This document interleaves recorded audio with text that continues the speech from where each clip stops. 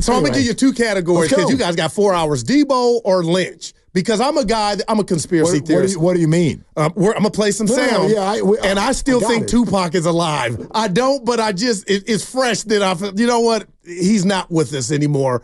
But I want your thoughts, you two smart men, on Lynch's comments about the Purdy contract. Okay, the Purdy one or the Deebo? The Purdy one. Okay, I want to go Purdy first. Let's play it. Play it. John Lynch on Brock Purdy.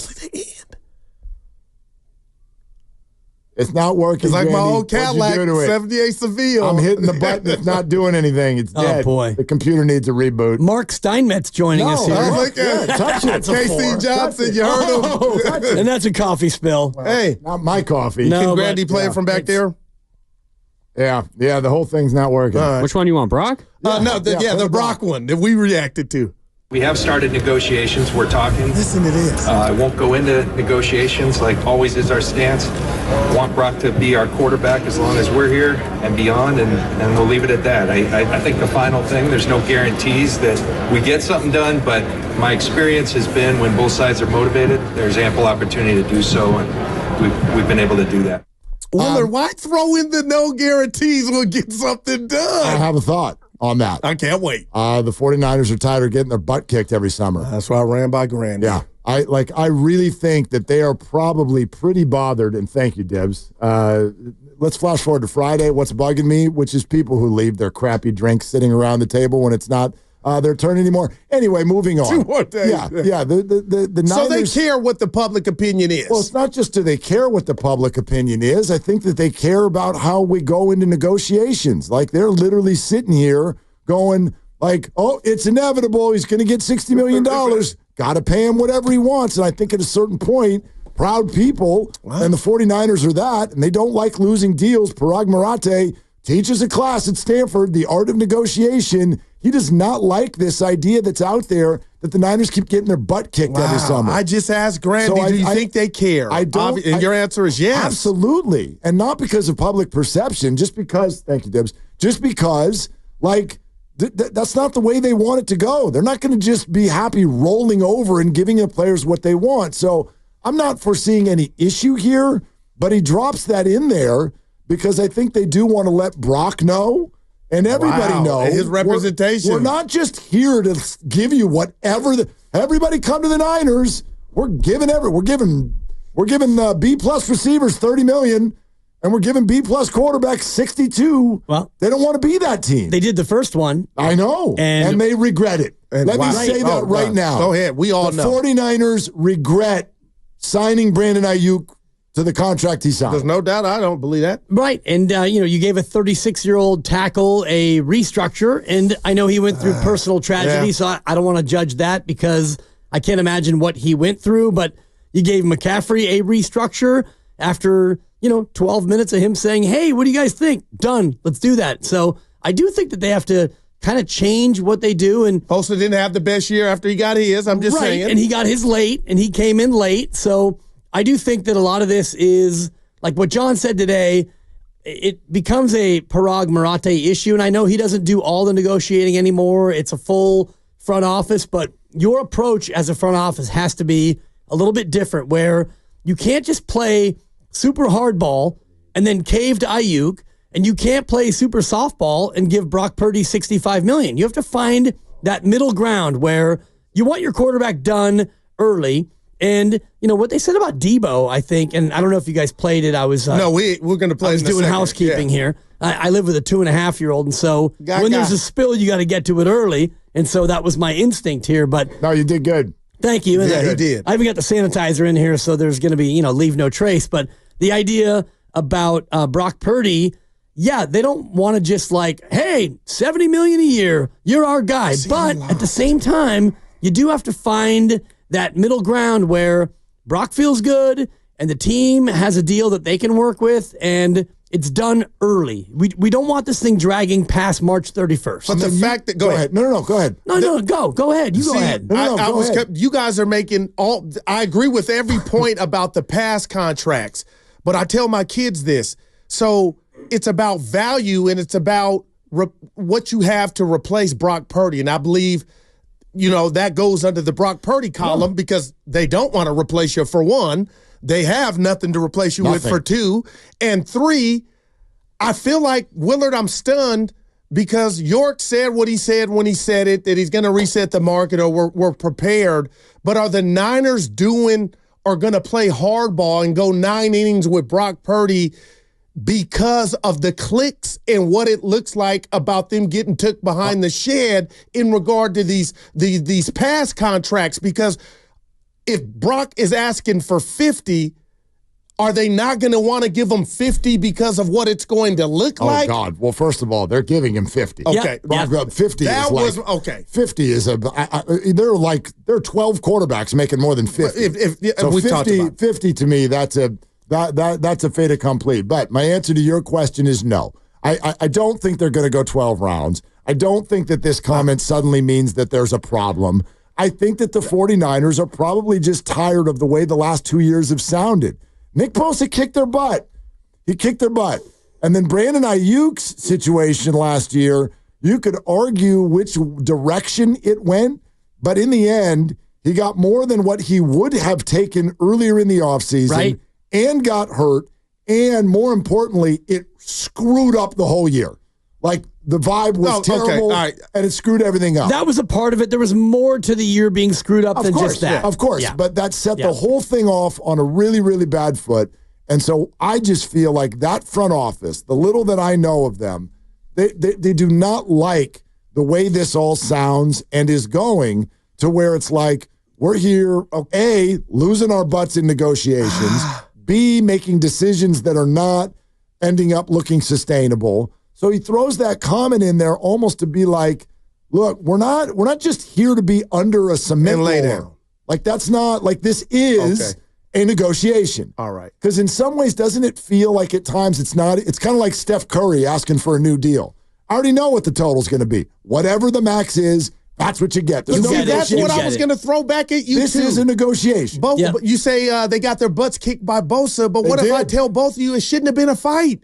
Like, he was worth what you gave him to me. Right, he was trending and tracking that way, so he was their Steph Curry. There shouldn't have been a fight. There shouldn't have been. And that's where I think about the Warriors and how many times they've lost games late, like clutch games, and it's kind of like the Niners where you're losing a lot of these games late. And Aiyuk, you had that game won in the first half. You were up 21 at the half, meaning if you would have signed him for what he was asking for then, it would have been less than what you ended up paying him in late August. And so I do think that's part of the Brock Purdy conversation. And, you look at Jordan Love, 4 years and $220, $55 million average annual. First year. $100 million guaranteed at signing. So is that like the neighborhood you want to be in, or is that the starting point for Brock? You're listening to 95.7 The Game, KGMZ FM and HD1 San Francisco, and Odyssey Sports Station, always live on the free Odyssey app, Twitch and YouTube, powered by First NorCal Credit Union. For a low-rate auto loan, apply online or just ask for First NorCal financing at the dealer. Steiny, I hope you're having a good trip. He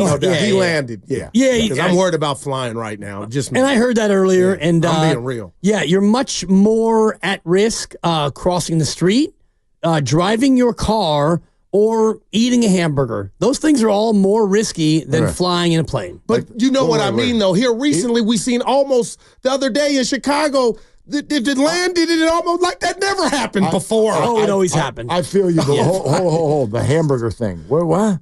I always know that you're riskier getting in a car than a plane, but a burger?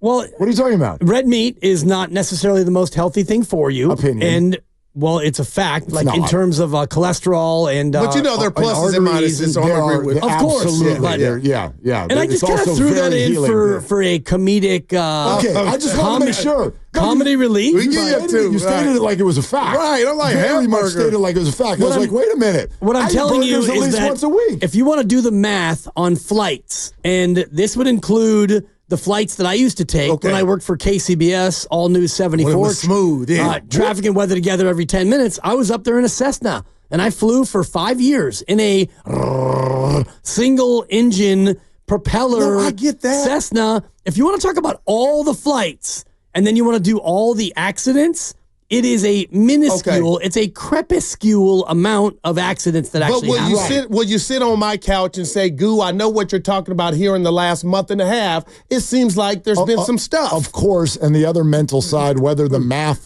fits with it or not, here's the bottom line. If something happens with a burger or your car, you got a pretty good chance of surviving. Something happens in a plane, you go. That's why. Tap into what I'm talking about. Like, we're seeing stuff like, right. I get the old days, but stuff's been happening with the birds. Well, and I would say that stuff's been happening, and I'm going to give you a Bobby Fitz and say, stay off of Twitter. Because these are videos, Bob. Right, social media. They're on Twitter. But if you want to go back like 30 and 40 years, these might have happened a little bit more infrequently. Because now we do have more planes, and you know what has happened to the FAA based on our current government. Yes. I won't go there, but we've de-emphasized the FAA, and so there are certain things that are a little bit riskier. But I mean, these things happen, and like near misses happen all the time, That's all. My advice to you would be. Don't worry about it. I got you, Goo. I got you. But he knew what I was talking. That's why I appreciate it. I'm flying twice in March, so maybe that's, we got some flights on the docket. I'm going to Vegas here. Dude, I'm jealous, man. Do you know? I'm envious, not jealous. 3 weeks from today. I saw someone say this, and this is what you can do. I would still take your flight. Okay. But I saw someone said, we have arrived back at it's okay to applaud when the plane landsville. That is... So when you land, just nope. Give the that's all. Give the crew a little round of applause on your way down. Well, and I know that the seatbelt is there for turbulence, but in general, like when you take that seatbelt, it's like, oh yeah, man, let's make sure everybody's seatbelted because if this thing happens to. I had a gripe about that. Like, miss me with putting it on. Yeah. Like, do you want your dead body to be in a belt, in a chair, or out of a belt and out of a chair? I'm the one person that crashed and said, I had my belt on, I survived. And the seatbelt is there for like the major turbulence where you might happen to get thrown in the air, like, I hit my head on the ceiling or whatever. But yeah, if the plane breaks apart at 28,000 feet and you're belted, well, it's still going to be a classic Steph Curry up 8 in the final minute. Do you guys have a problem with me? I'm transitioning to Deebo. I got all kinds of problems with you. No, but listen, I didn't like how Deebo handled his business this year. I thought he ran from accountability.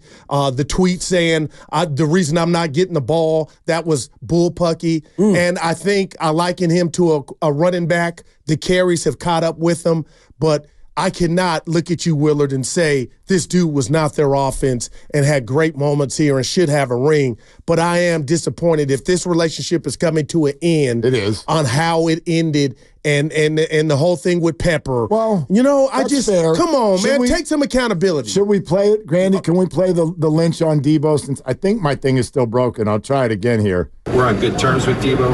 I think he's asked for a fresh start, and I think we're going to honor that. Don't like seeing great players, and he is a great player. He's I think often one of my favorite draft picks of my time. This guy's just he makes plays and he makes game-changing plays, and everything's good, but I think at some point time happens, and he asked for that. We don't always, there's contracts and things, but it probably makes sense. So we're at least allowing him to look, and we're having conversations. We'll see where that goes. I tell you what, this just my read on it. I find this so fascinating because I think that there are a lot of 49er fans I hear that are processing this like any other trade request, similar to the Myles Garrett one, for instance. And I'm like, it could not be more different. The 49ers, in my view, are allowing Deebo to save face by presenting it to the public repeatedly as they are. Deebo has requested a trade, so we're going to honor it. Why do you think they're going to honor it? Because he requested a trade 2.5 years ago, and they didn't honor it. Because 2.5 years ago, they still wanted him to play football for their team. And now they don't. My read on this situation is that they asked him to take a pay cut. He said no. They said, well, then we're going to have to do something different. And he said, well, you could trade me. And they said, oh, we'll honor your request. The 49, you can even hear it at the end of his quote. He just sat there and said, time happens. That has nothing to do with a trade request. that tells you that the 49ers feel the same way you do, Goo. Wow. They didn't like what they saw from him this year. And so if they're wholly willing to move on, this is not because Deebo's requesting it and they like him, so they're going to, like, okay. Honor, I got it, man. No, they are as motivated as he is to move on. My view. And not give him that $15 million, I believe, comes due. Right. I forget the date Grandy just told me. But, man. I believe it's March 21st. Okay. All right. So if they release him before that, then you get nothing for him? No, your dead cap is $31 million, but you do have a savings of the 15.2, which is the bonus. So, and basically that dead cap goes right away if you do it a pre-June 1st designated release. If you trade him before June 1st, the dead cap is the same and the savings is the same. If you designate it for a post-June 1st release or trade, the cap hit gets spread over 2 years.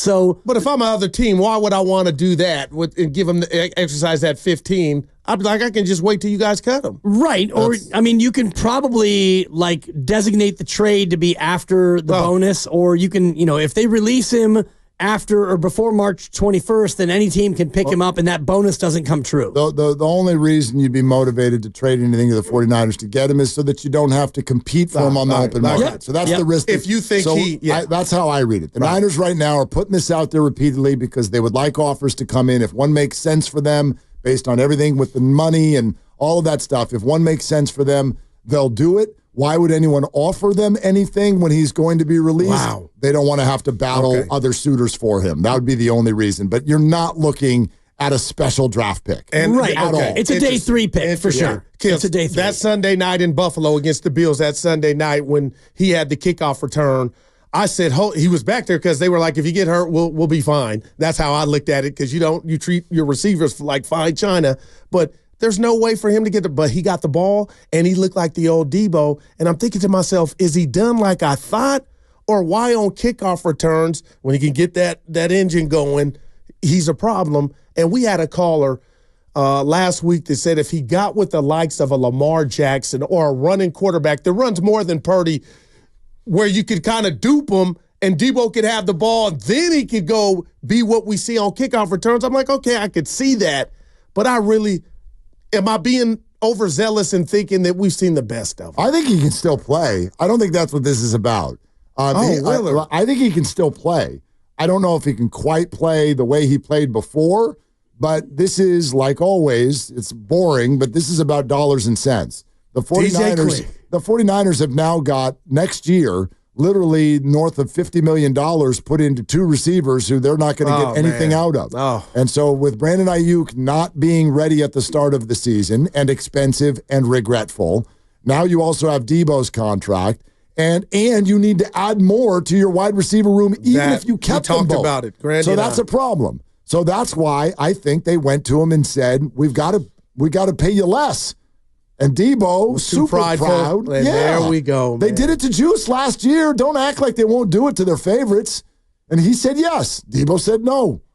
And by the way, Juice doesn't have the same pun intended juice because there's only 8 teams that have a fullback. And I think and he's older. Right. It's all what you value. Do you want to stay with Kyle Shanahan and this group or not? And, Deebo, who already was squawking about opportunities and this, that, the other, obviously thinks there's more out there for him, so he's not going to take less. So it's time for a parting. Yep. That's all. Yeah, and I will point this out with Deebo, and like a lot of us, I think sometimes forget that he had pneumonia, and pneumonia having... when I was mad at him for being on the sideline. Right, it's gone through my house now for the past 2 or 3 weeks, and neither my wife nor my daughter is an NFL receiver.